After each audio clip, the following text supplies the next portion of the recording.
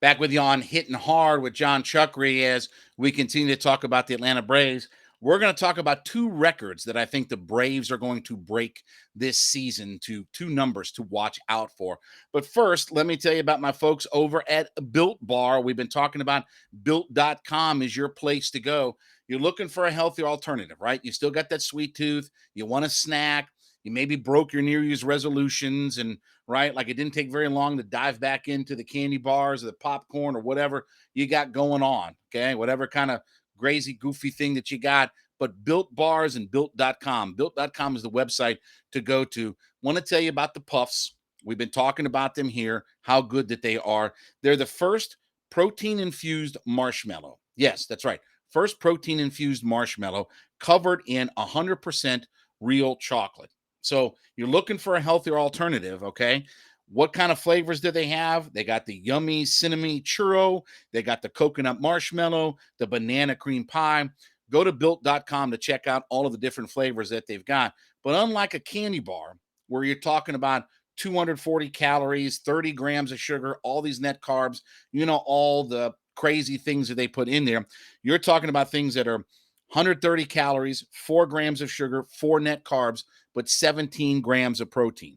And they've got a whole line of nutrition bars that you can check out at built.com. They got the mint brownie, the coconut almond, and for this month, it's the white chocolate cookies and cream. So if you're into that white chocolate cookies and cream deal, that's the new flavor. They're going to come out with new flavors monthly. I mean, they're going to come out with flavors, all kinds of different flavors as you check them out. So I want you to go to built.com today. And if you do that, by the way, use the promo code LOCKED15. LOCKED15, you get 15% off your order. Now listen up, jabronis, all you ham and eggers out there.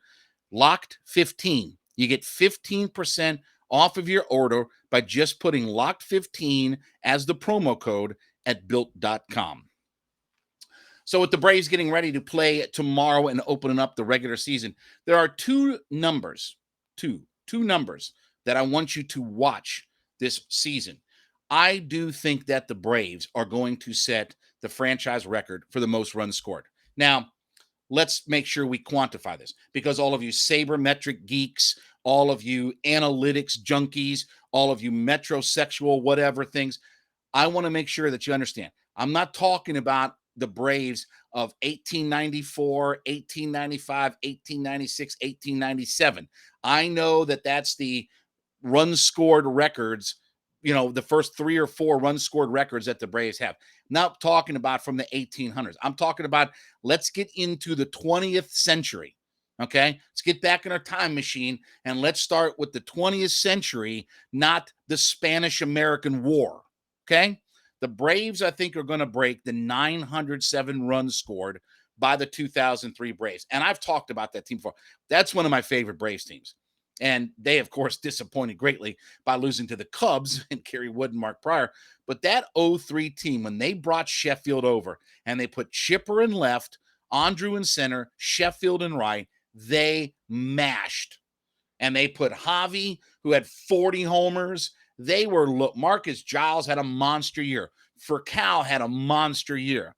They were a juggernaut offensively. Their outfield, I mean, I want to say that their outfield was almost 100 homers, and they were about 420 RBI between those three guys. I mean, it was absurd how well their outfield played. And Chipper going to left, was a big deal, because they brought Vinny Castilla in to play third base. But that outfield and that offense that year, with the season that Javi had, and Javi, I mean, let's be honest, Javi never approached that kind of season again. But that team set the record with 907 runs in 2003. I do think this offense is more than capable. Once they get back Ronnie, the addition of Matt Olson, where maybe a younger guy, maybe he shows even more pop, because his role is going to be to drive in runs. And Riley coming off of one of the best seasons that we've seen from a Braves third baseman since Chipper Jones.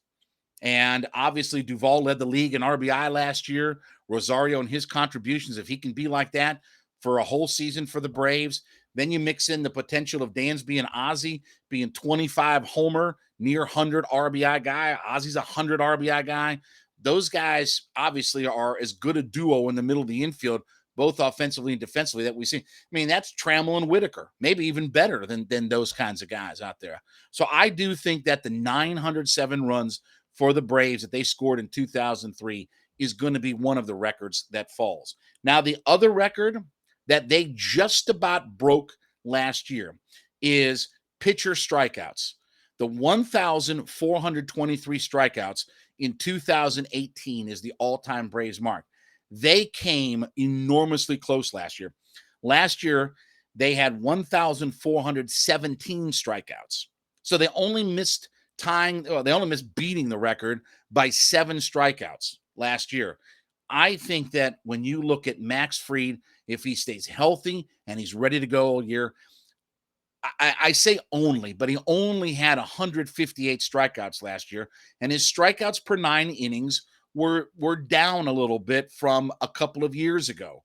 When he had his big year in 2020 and 2019, those strikeout per 9 innings numbers were pretty good, and they were down a little bit last year. I think he bounces back. I think Ian Anderson with a full season bounces back. And I think when you look at their bullpen, when you look at Will Smith and Kenley Jansen and Tyler Matzik, those are strikeout types of pitchers. Those are guys that, unlike the Chris Martins of the world who are trying to hit bleeders everywhere out there, those guys are coming in and they're throwing strikes and they're getting swings and misses out of all of it. So they were enormously close last year. And think about all the issues that they had with injuries to starters, to relievers, to this, to that, whatever, right? I think that 1,423 strikeouts from 2018 is going to fall this year. And look, if you look at the Braves pitcher strikeout numbers over the last handful of years, they're all like the top 5 numbers of all time, because we're in an era where the whole league is about home run strikeout, right? Like the whole league is all about, can you swing for the fences or you just don't make any contact whatsoever out of all of it. But I think a rejuvenation of, look, I don't think Morton is going to have a step back year. And you think about how good he was last year, Morton himself contributed what? He had 216 strikeouts last year. He may not be exactly 216, but let's say he's still flirting around 198, 200, somewhere around in that range out of all of it. I think that Ian Anderson, Max Fried are a couple of guys. And then, like I said, you look at Tyler Matzik, you look at Kenley Jansen in that bullpen. Those are big-time swing and miss guys.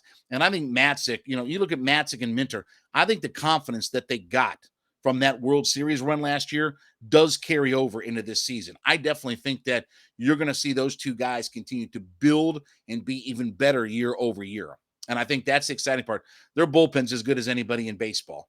So if I had to pick, what the Braves are going to do 3 things this year. They're going to arrive, raise hell, leave. That's what they're going to do this year. They're going to smash it all over the ball yard. They're going to strike everybody out. And I still think that they're the favorites in the National League. And it's funny because you look at the National League East, you hear about, the Mets, they spent all this money.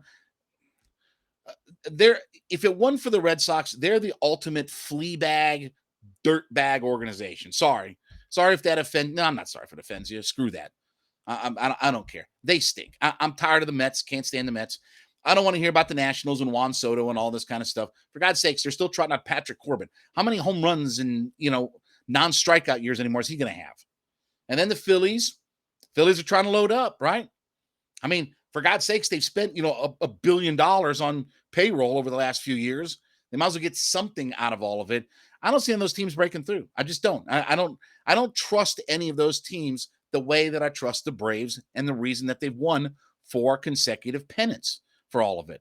So, look, the Braves are still the class, but I want you to watch for 2 records: 907 runs scored in 2003 and 1,423 strikeouts that they had in 2018 as pitchers. I think those are the 2 records that you're going to see fall for the Atlanta Braves.